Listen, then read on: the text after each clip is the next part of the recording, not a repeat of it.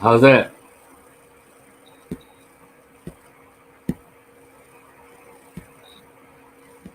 Unmute. Hold up. How do I There you sound?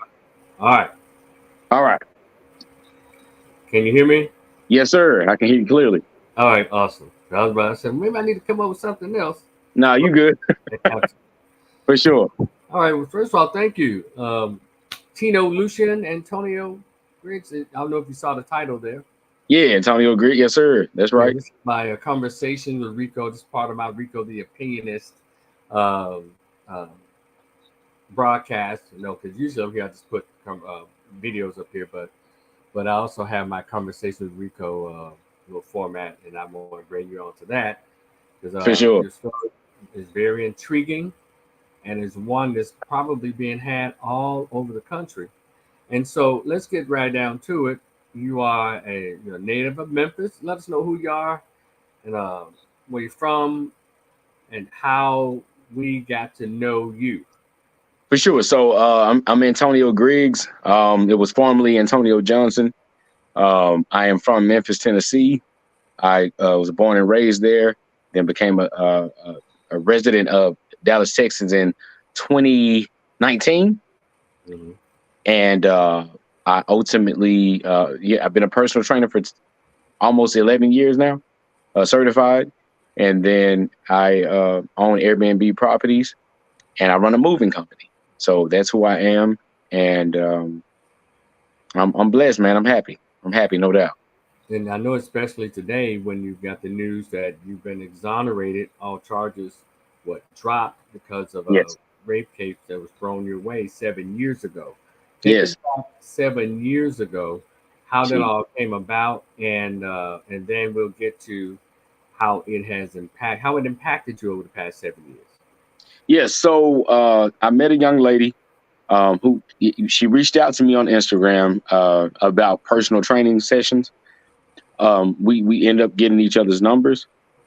Ultimately, that conversation led into a more personal situation where we were talking about, doing a photo shoot with each other because she had mentioned that she was a model.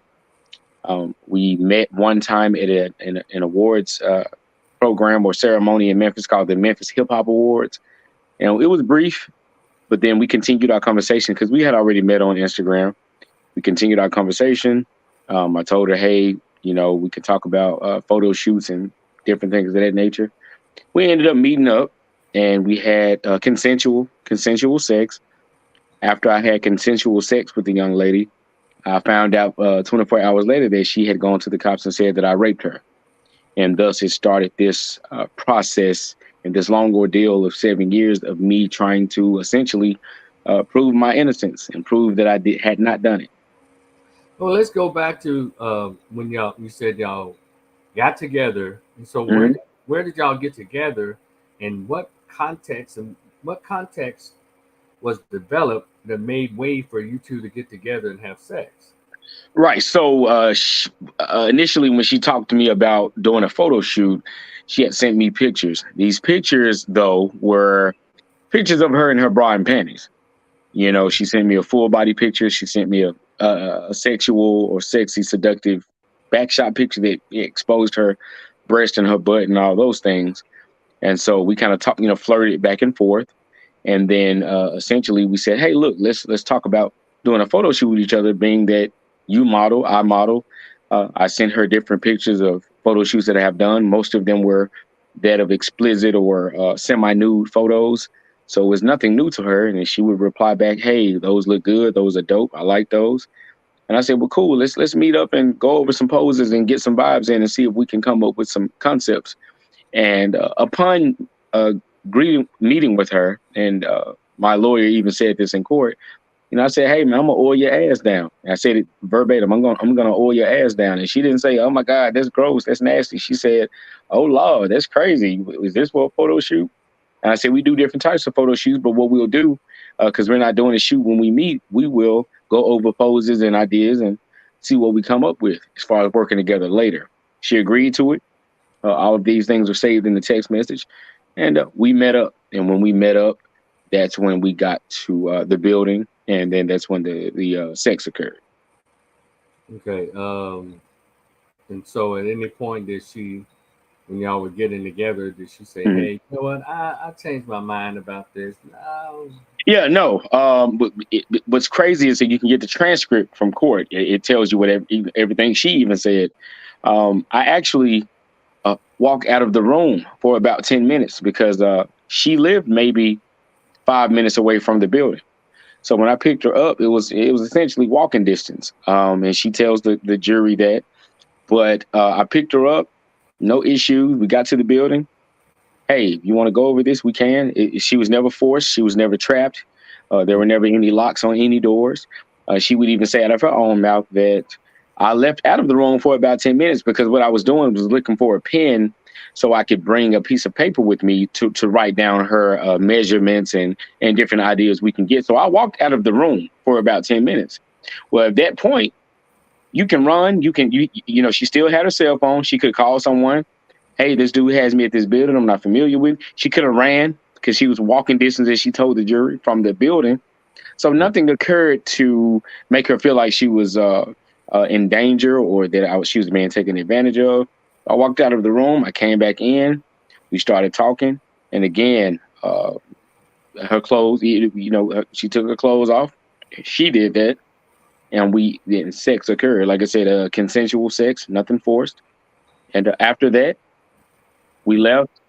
There's a video. I have that video of us walking out of the building together. Again, as she's walking out of the building, she is many steps ahead of me. She's in front of me. We walk to the vehicle. I open the door for her like a gentleman. I let her in. I walk around to my side. We get in the car. No issues. She always had her phone. She was never trapped. There were no gates or any codes that you needed to leave the building. You had free access to do what you wanted to do. So, So, because I'm glad you answered that question. I was about to ask, was she ever away from her phone? Was she ever? no. But you answered that question. Yeah. So the pretext was to come in to do a photo shoot. Well, so the pretext was to go over ideas for a photo shoot. Even in the text messages, I let her know that we're not shooting today because I had never met her on that concept. I never met her to meet with her to see, about doing the physical shoot. But we can meet and see if we have chemistry. We all know that in the modeling world, we can all say, hey, let's work together, let's do this. But if there's no chemistry, then the camera will show that. She was aware of that. She had been modeling, as she said, since she was 17 years old. So we got together to see if there's any type of chemistry or anything we could do in the first place. And how old was this? How old was this young lady? She was 23 at the time. She's 30 now. So she was 23 at the time. I was 30. Okay.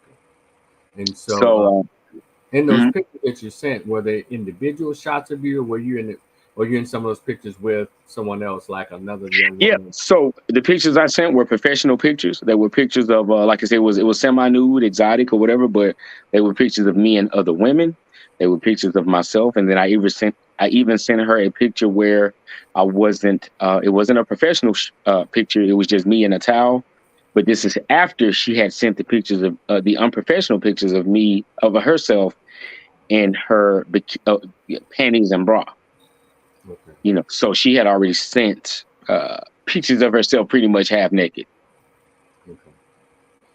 All right. And so, you said you went and picked her up from where she lives. Right. She from her, as she said, from her sister's house. It was like a god sister or something. She said. So the place wasn't far. It was like I said, it had to be about a 5 to 7 minute drive. It wasn't far at all. What was this place you said? Because I know people will probably want to know, what does he mean by the building? What does he mean by the Yeah. building? So the building was called the Bell Venue, which was a banquet hall. She would give to her own testimony that, hey, he sent me the website to the place because I said, hey, this is where we will meet at. This is where we will talk. And here's the website. So I sent her the website. She told the jury, hey, he did send me the website. I looked the place up. It showed that he does do, personal training classes there. And he does, there have been photo shoots and weddings and things of that nature there because it is a banquet hall, which is a place where people would rent out for certain events. So she had already done the research. And this is the quote unquote building is the Bell Venue that I'm mentioning. Okay. And so anywhere during that time, let's say when she was getting dressed, let's say y'all finished having sex, Mm-hmm. when y'all getting dressed, did she have any type of There was anxiety going on? when we got finished again. I'll tell you. And she told them. He walked out of the room again. So when we got finished, I walked out of the room again to go to the men's bathroom to clean myself up. You Mhm. know, so again, this is a time where again you feel violated. You feel like something happened to you. You're not waiting on the attacker to come back. You have free range to do what you want to do. And so she could have ran, she could have left, she could have called the cops, whatever she wanted to do. I left out, came back in. We talked for a few minutes. She actually stood in one of the mirrors in the room, and she combed her hair. She combed her hair when she talked to me normally. Mhm. As we were leaving, I grabbed something to drink out of one of the offices up front, and we walked out. And again, the camera shows us walking out together for a second, but she walks far ahead of me. She allows me to meet up with her, open the door for her, and get in. So at no point did she show a sign of distress or discomfort, or that she was uncomfortable, or that she was in danger, that she felt like she was in fear. I never had weapons on me. As she told the jury, I never had a weapon. I never had a gun or a knife or anything like that. I was a gentleman. She even told them, "Hey, I told him to back off and get out of my personal space, and he respected it the first time, but the second time he raped me." And I'm like, it just doesn't add up. Mm. So All right. So did she actually get out of his personal space? not at all. No, she never told me to get out of her personal space. She never said move. She never. None of that was going on. Not at any point in time. In fact, if she had ever said anything like that, with no problem, I would have. Okay, cool. You don't want me on you. So you Whatever. understand no means no. No means no to the fullest extent. Yes. And Yeah, so even if it's a joke. on the ride home, I mean, as y'all was sitting in the car, Right. what was the mood like? What was the temperature of the car? What was the conversation like? Again, everything was cool. She was telling me about how her and her, the I guess the child, 'cause she has a son. Her and the child's father were trying to co-parent, but it's kind of up in the air. And we just kind of talked about how when we do meet up again, we will do certain photo shoots for a certain amount of money that the photographer would pay us for. That was it. Okay. Nothing more, none less. All She right. got out of the car, no problems. So why do you think? What do you think? You can just guesstimate. Why do you think all of a sudden the next day Hmm. things changed and So she? Okay. I asked my lawyer. There were two things. When I text her and I have that text message, I said, "Well, hey, don't you have a boyfriend or someone you date?" And she texts me back, "No, I don't have a boyfriend. I'm just focusing on myself right now. That's my only focus." But lo and behold, when we went to court, first thing she said was, "I had a boyfriend. I didn't like him like that." So what my lawyer did was read out the text messages where you're saying you didn't have a boyfriend right here. And when he read her the text message out, she snapped out. Well, that wasn't none of his business. She got like mad about it. She got defensive. Another thing he said is, "Hey, you have a name for yourself, Antonio. You do have things going on." And she is all about attention. Okay. And what he did was showed me, and even now I have it, this is a recent, where she texts like different rappers who may be famous or have a name for themselves. She will superimpose her pictures to their picture and make it seem like she's in the photo with them. She will Okay. inbox them to, "Hey, I want to get with you." She would do those, and I have proof of that. So he was just letting me know, hey, it's all about attention with her. Okay. And so I think that was a part of it. And unfortunately, some people, as he said, are just evil and wicked. And they sick, they got issues. And in her case, I think that's what it was. Okay. Number two. All right. Rape charges filed, Mhm. and it hits the news. It hits the papers. It hits social media. Were you ever picked up or put in handcuffs or anything? Yeah, so the alleged incident happened in February of 2016, but I wasn't actually arrested until March of 2016. And in March of 2016, the sheriffs came to the house I was at the time. They knocked on the door. "Hey, are you Antonio?" I said, "Yes." "Hey, turn around. You have a warrant for rape." They arrested me. I think I did about 15 hours in prison. I'm Mhm. sorry, in jail. 15 hours in jail, and I bonded out. Yeah, I bonded out, and then I found out what the charges were. So she never, even when she said, "Hey, I was raped," and she went straight to Facebook, allegedly the same night, and said, "Hey, my dreams are over. My dreams are shattered. I was raped by a guy. He premeditated raped me." And she never said my name, but when I got out of jail, the news had already put the story out. Hey, this man was accused of rape, and this is his name and face. That's when she plastered my name and face all over her page. Okay. So yes, I was arrested. I got out on bond, and ever since I had gotten out on bond, I fought it.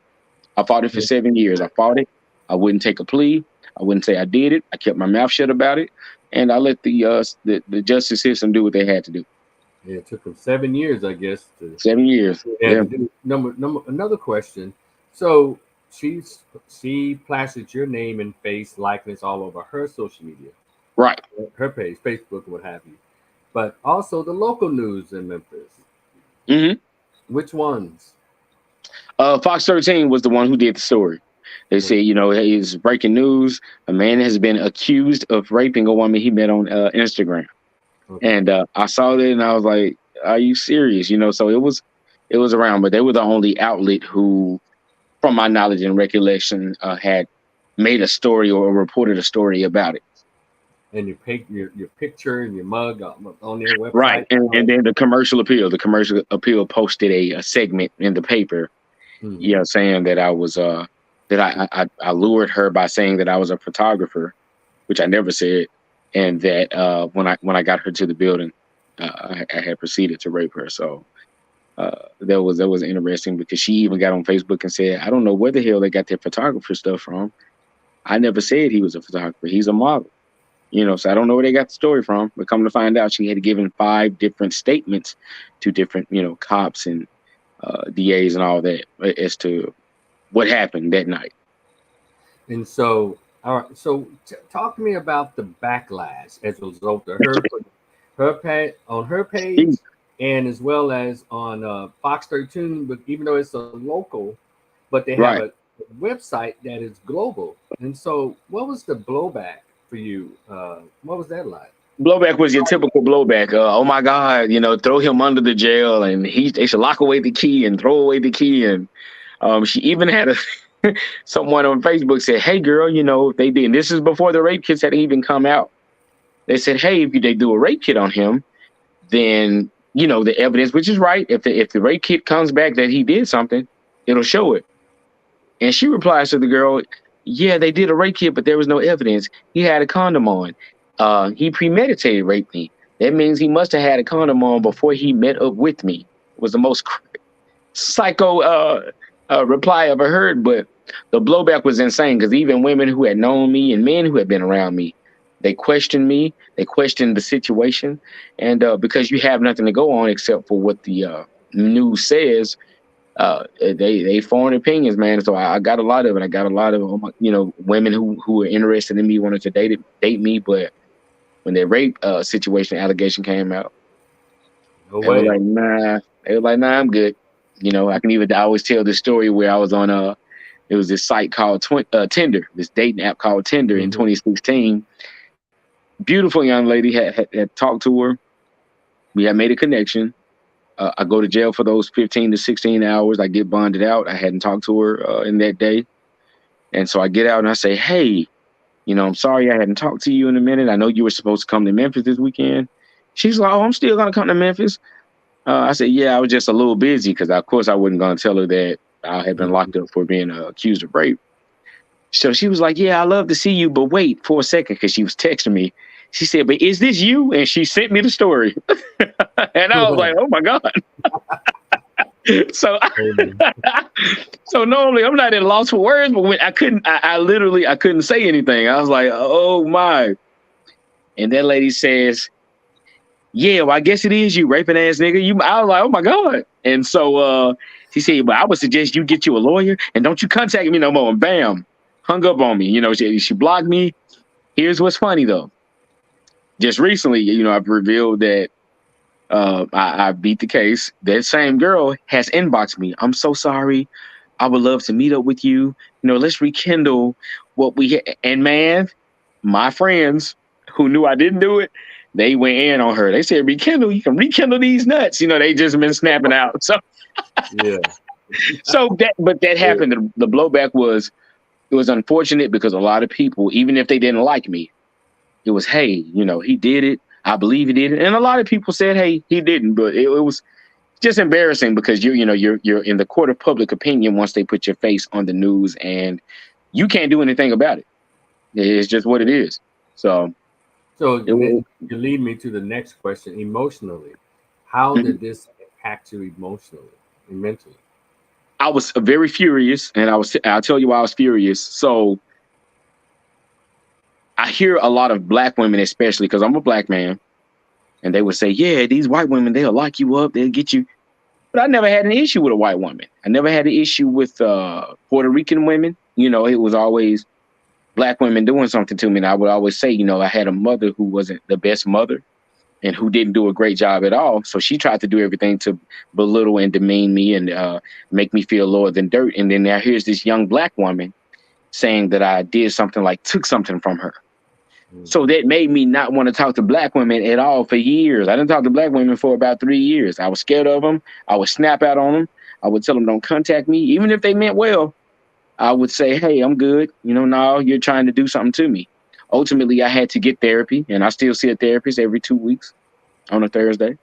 And I had to realize and understand that everyone is not like that. But it did make me very bitter, and it made me question, like, why would a person even do that? Go through all those extremes and steps to accuse a person of something that they didn't do, Do essentially. you So do you think that the system pretty much uh, makes it possible for women to falsely accuse men without any form of repercussions or any fear of consequence? absolutely. A woman can say you can't even you won't even have to be around her. She can say, "Oh my God, he punched me in my face," even though you didn't do anything to her. At that point, once she goes and put that report on you, you have to prove that you are innocent. But more than anything, because they say, "Oh, he's innocent to proven guilty." No, you have to prove that you didn't do it, and they tell you that. But in the literal court of law, it is the state, because the burden of proof is on the state. We all know that. So they have to prove that you did do it. Your job is not to prove that you didn't do it. But at the same time, once you're in the court of public opinion, you're susceptible to any type of rhetoric or judgment that the people in the public may pass upon you.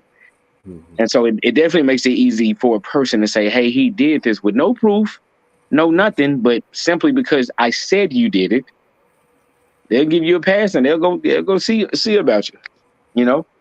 Even with the evidence and everything that they had seen from the alleged crime scene or rape scene, they had no evidence of anything that I had done, any wrongdoing or anything that I had done. So, but because she said it, you have to do what they call due process.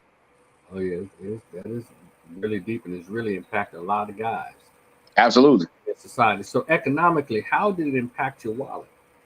Man, so okay, I had around that time I was working with the burn unit, and the burn unit is the place where you work at, where young kids, mostly it's young kids who get burned in meth labs or have different unfortunate situations from having a second and third degree burns on their bodies. So I would take those kids to the burn unit. It was a cool job. It was a great job. I had just gotten this contract with the Sci-Fi Network. It's a show called Magicians, and the Magicians were this young lady named Margot. She was a lover of Jago West, who was the character I would play. I was going to get about $85,000 to $90,000 for 4 episodes because they felt like it was going to be a continuous thing. Mm-hmm. And man, when they found out about their rape situation, they said, "Hey, look, we regret to inform you." Send me a long email. We can't move forward. So I lost $90,000 with that situation alone for 4 episodes. It was devastating. Mm-hmm. Devastating. I lost my job with the burn unit. It was bad for about a year for sure, until I got So, my moving company up and running and now hold bossed on up and said, before you go there. That year, what was going on? I mean, how did you feel about yourself, your self perception, and how I, you hon- I did you honestly did wanted to just, yeah. what I was doing was trying to, I'm a person who's fair. I try to believe that, say, if we have a disagreement, I will still, even though I feel how I feel and I stand on how I feel, I'll still try to say, what did I do wrong? Where did I go wrong? What could I have done differently? And I just tried to examine, like, okay, what did I do? What did I say? How did I move? What was it that could have made her? I never could come up with anything.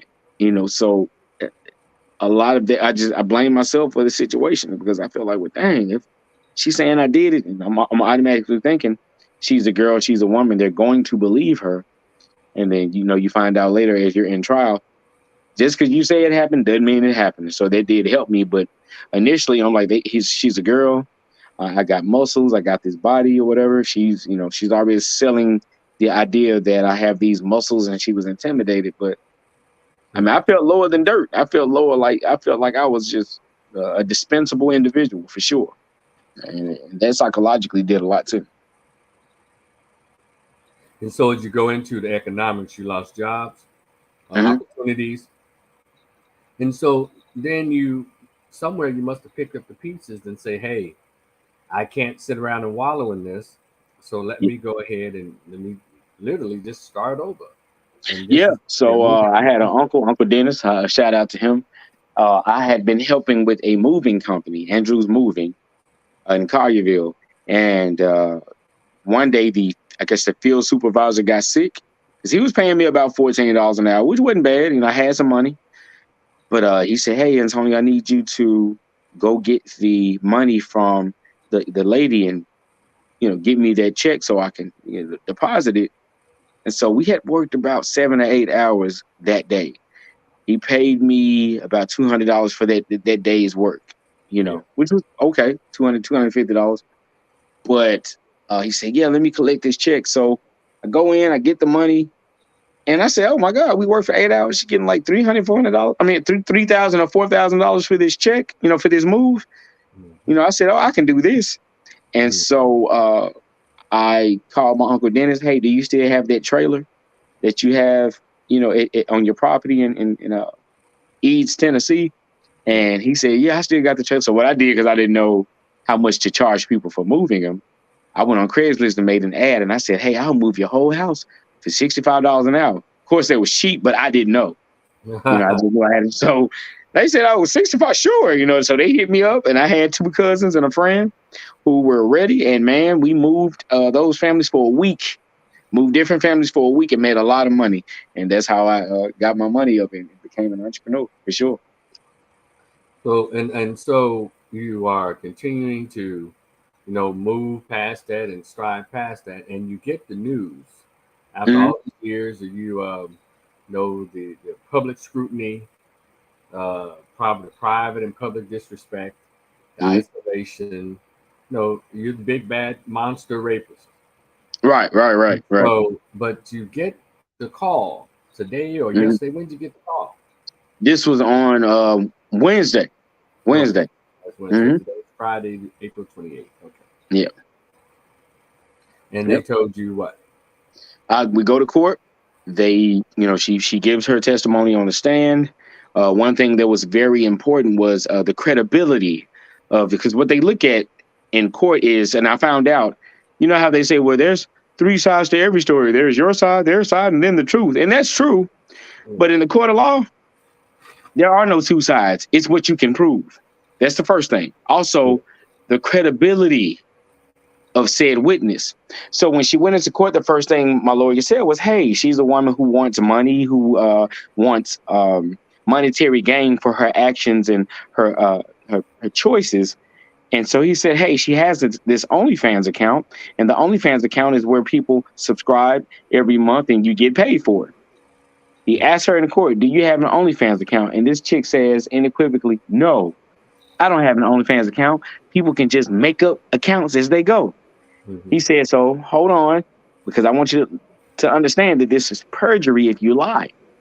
Now, here's your OnlyFans account. Here's at the time, your Instagram account. Well, your Instagram has this OnlyFans website link on it. Now, that's not me. I ain't cool. So she's lying, obviously, and people know that. Well, I only use Facebook and Instagram. I funnel my Instagram clients or people from Facebook. So she gets on the stand and she says, yeah, those are only apps I see or use. And I got 50,000 followers on Instagram. So I'm always taking pictures of my butt and I'm always showing them this and that. So no issue. So my lawyer gets her off the stand. I be damned the next day, because this is a Monday when this happens. Tuesday, then Wednesday, he's like, she's lying. So what happened was he finds this Twitter page. Mm-hmm. Well, the Twitter page has the same OnlyFans account on it Wow.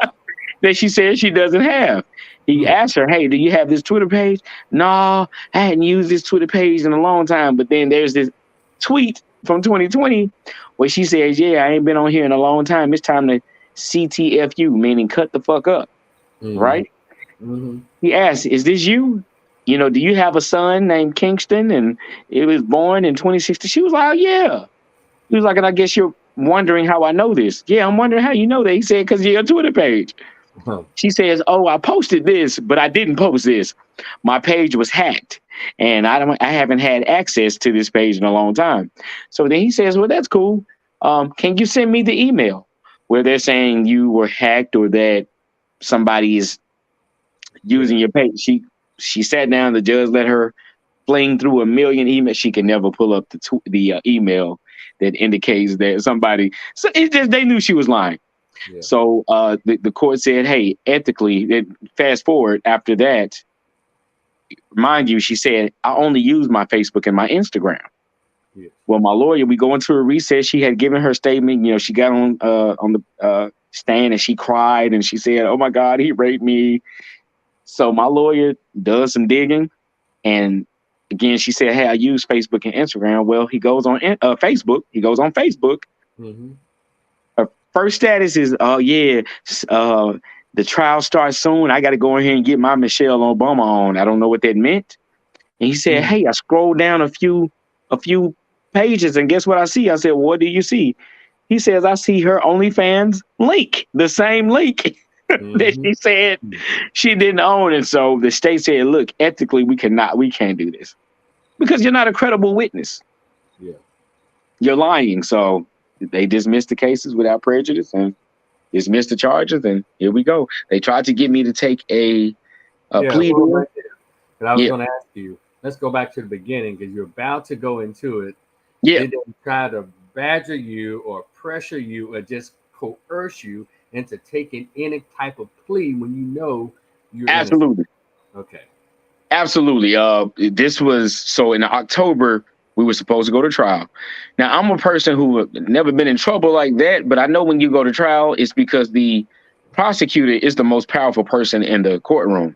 If the Mm-hmm. prosecutor wants to get you, they're going to get you.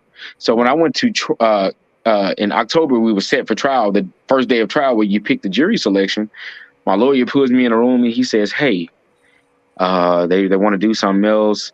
They found something on the couch. They're saying, you know, we." I said, "Well, so what? They found something on the couch. We knew this in 2016. Who cares?" Yeah. And so he says, "Look, we can go to trial now, or we can just say forget it and set it off to April." I said, "Well, let's forget it and set it off to April." Now his plan was to it was a it was a move he pulled that he wanted to, let's see if this will work. It was a strategy, and the alleged victim still say, "Hey, I want to pursue it." So a month before, because the 24th is when we started, literally the first day of April, they called me, "Hey, don't you want to take like a 3-year deal? Just say you assaulted her and no jail time. You just get some probation." I said, "No." Yeah, the ALS light source that they shine on your body, the evidence shows that I never did anything to this woman. This woman said I choked her. I'm not taking a plea. So they did try to do that. My lawyer said, "Hey, there are consequences if you go to trial." And cool, I'll have to take the consequence, because what I do know, because I am innocent, is that I did not assault, harm, or rape this woman. And so they did try to hit me with an assault plea for 3 years probation prior to Mhm. me saying let's go to trial. They did try to do that. Yeah. And so, did you ever have to change attorneys over the past 7 years? Nope. Had the same attorney. He was good. Blake Ballin was my attorney. Amazing attorney. Amazing attorney. No. He never Was he this the never one that said, was trying to "Hey." encourage you? Was this the one who was trying to encourage you to take these plea deals? No, the prosecutor is trying to make me take the plea Oh. deals. My attorney's job is to just relay the message of the Mm. prosecutor. It's kind of like the rapper Hurricane Chris, the A Baby. A Yeah. Baby, that guy, he had killed a guy who had been trying to get into his car, and the DA tried to offer him a 40-year deal. for manslaughter. And he had killed the guy, but he said, no, I'm not going to take that deal. And he ended up beating his case. And his lawyer actually said, hey, we didn't even want to come at you with it. We never came at you with it because we knew you were going to say no. But my lawyer's job is just to simply relay the message of the prosecutor. Hey, we want to give him 3 years probation, because the prosecutor's job is just to get a win. It's not to. Yeah. Right. So they did do that. And I said, I don't care. I know that I'm facing 8 to 30 years in prison without the possibility of parole. But I'm going to fight this because I didn't do anything to this woman. And the evidence shows that. And so I had to stick to my guns. So now that you've gotten, so everything will be cleared in the computer. Yes, everything is, matter of fact, so again, Fox 13 and Fox 5 News reached out to me. I went to go look at that same story because I had the link. Fox 13 News deleted the story. It's not on their page anymore. I think the commercial appeal still has it. But what the judge and the state will do is send a letter out to them saying, hey, look, he has been exonerated. He has been cleared. Take this off y'all's platforms. And so they are going to do that. And I think in about 2 weeks, my birthday is May 10th. I think like May 14th or something like that. I'll be clear. Charges are dropped. No court fees, no court costs. I'm done. Okay. So next up, so what's next? Oh, any animosity, any revenge, or So I'm definitely you plan to any so I am. I'm forever upset about it because I had to watch people play with my name and drag my name through the mud for sure. I'm never going to forgive her. I don't forgive anybody that thinks it's okay or funny to play with someone else's life. I am going to. The DA will not pursue charges, criminal charges, but I can sue for defamation of character and pain and suffering and things of that nature. And I will, because for 7 years my life was drastically and dramatically changed because of her. So I will be suing her. I talked to a lawyer on Monday, and we're going to start that process and those proceedings. And I don't care if she works for Taco Bell or whomever. We got to. I need to get some of that. Okay. Yeah. So you mentioned Fox 13 News at Memphis. Mm-hmm. So have they reached out to you to do an interview, and has any other news media reached out to you to do an interview since this exoneration? Yeah, so Fox 13 reached out, Fox 5 News reached out, that is Matthew who reached out. I talked to him. Cousin Pastor?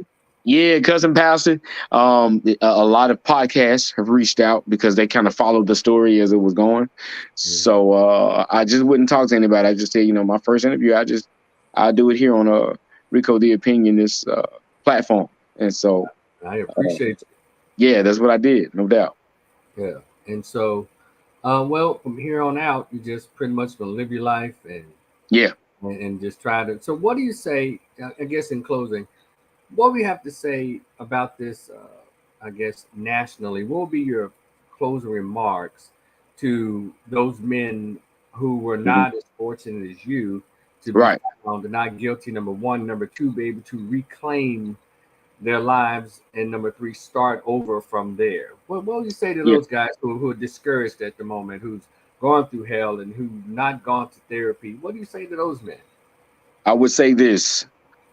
The number one with any person, when you are arrested, because the cop's job is to help the DA out. Their job is to help the people who they're working for. When you're arrested, when they tell you you have the right to remain silent, remain silent. Don't say nothing to them. Don't say, man, I was trying to go get my girl, man, or don't say anything. Do not write a formal statement. You don't have to say anything to them. Hey, I want my lawyer, I want my attorney, and you do that. Don't say anything to them. Don't write a statement. Be quiet. Wait till either the adults, if you're underage, wait till your parents get there, or if you are of age, wait till an attorney is present. Don't say anything to them. 2, if you know unequivocally, without any question, that you did not do something and you are innocent, stick to that. The burden of proof is always on the state.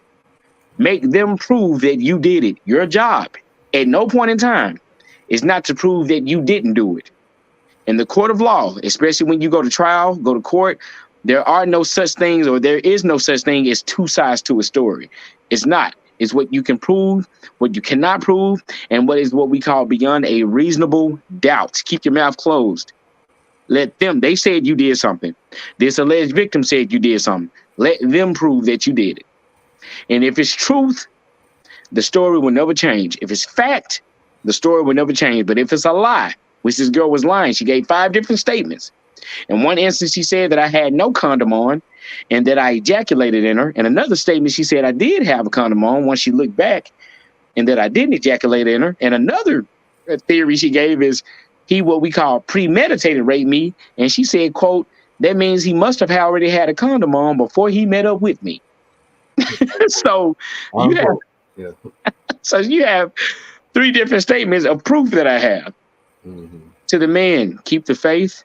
But not only that, if you know you didn't do it, fight, man, fight. And don't let anybody try to sway or persuade you into taking any kind of plea deal that you didn't have any business doing it, that you were not involved with. Because if you take a plea deal, you can't go later back and say, oh, I didn't do that. And once you take the plea deal, that's it. But if you take it to trial, you have a chance to fight. You have a chance to exonerate yourself, and only 3 to 4% of cases go to trial. Everything else, 95% of cases, ends with a plea deal.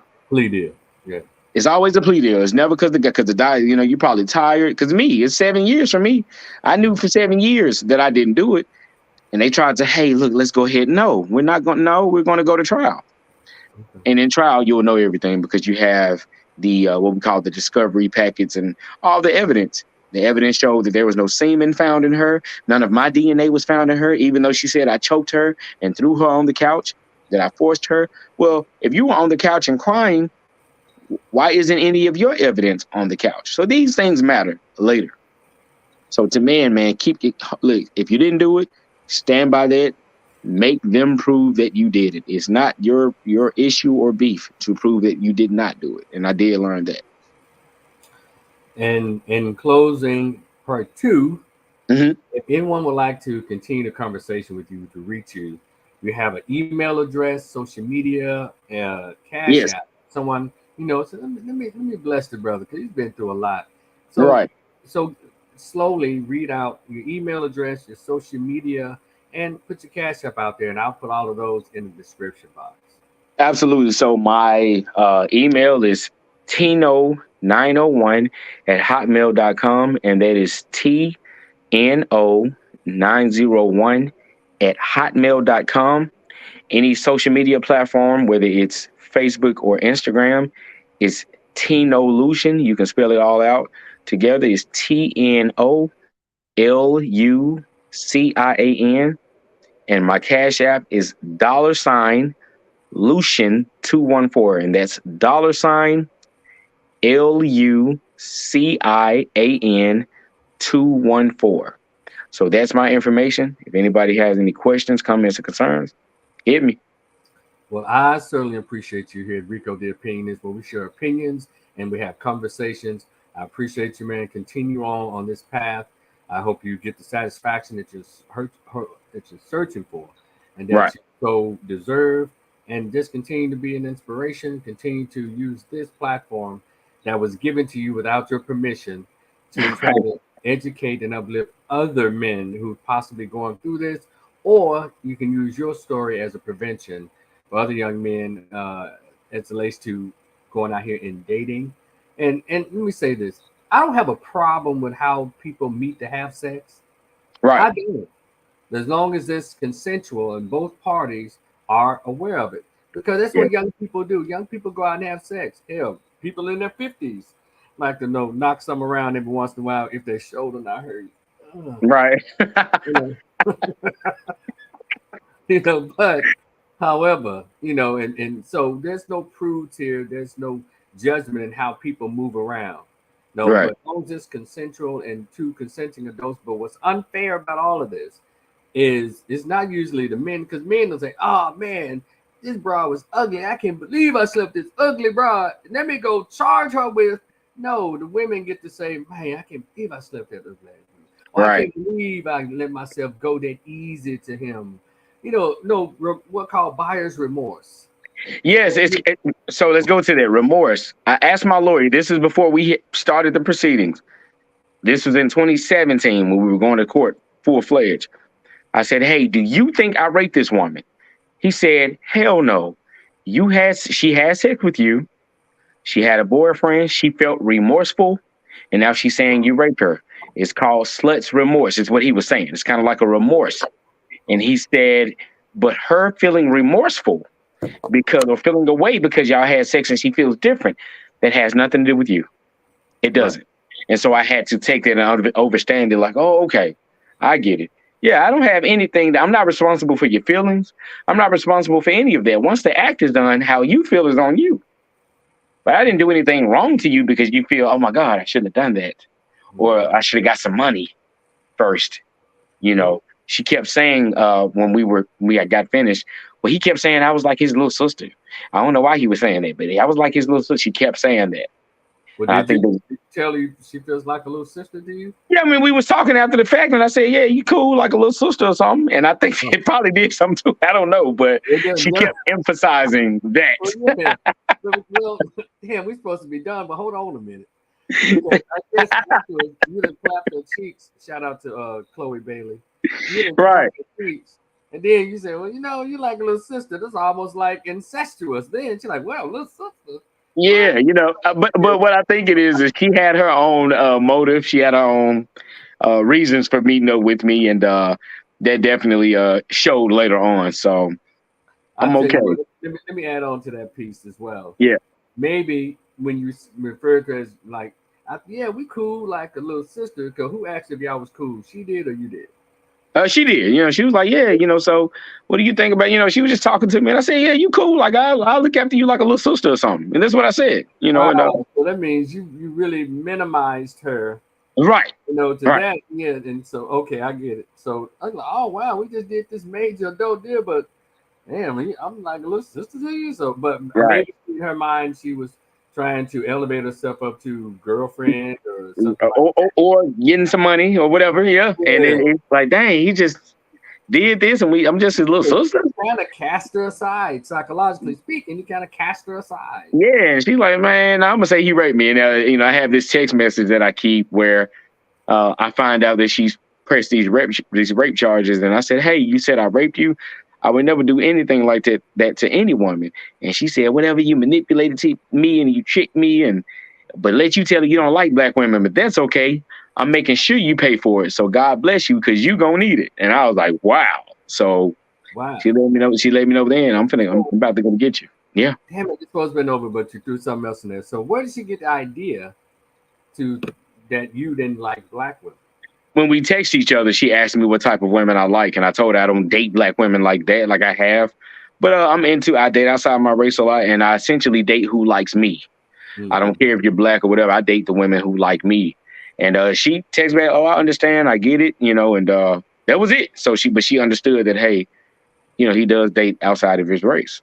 So you're assuming she took that as, well, let you tell you don't like black women. You don't like black, right? That's the second punishment I'm gonna put on you because I'm for the sisters. You don't like black women. So, well, all right, man. I appreciate you. Continue on your journey. I have your information, and again, thank you so much for appearing on my show first. Absolutely. I appreciate you, and I'm good. I'm all right. I just appreciate you for having me. All right. Well, enjoy the rest of your day and the rest of your life and your journey. Continue to be positive. Continue to make an impact on those who can really use a positive impact right now. So peace. No doubt. Peace. All right. So much for joining me on Rico the Opinionist, or a conversation with Rico, my guest, Antonio Griggs, who fought, as they say, the old song went, he fought the law, but he won instead of the law. And unfortunately, the law worked in his favor, but it's not that often that a lot of men get accused of falsely accused of rape, and they actually survive. So again, thank you, Antonio Griggs. Thank you, Tino Lucian. And I have all this information in the description box. Until next time, this has been Rico the Opinionist, or did I say Conversation with Rico? I'm Rico the Opinionist. Y'all see the cash up right there. Like, share, and subscribe to this particular channel. Y'all enjoy the rest of your evening. Peace.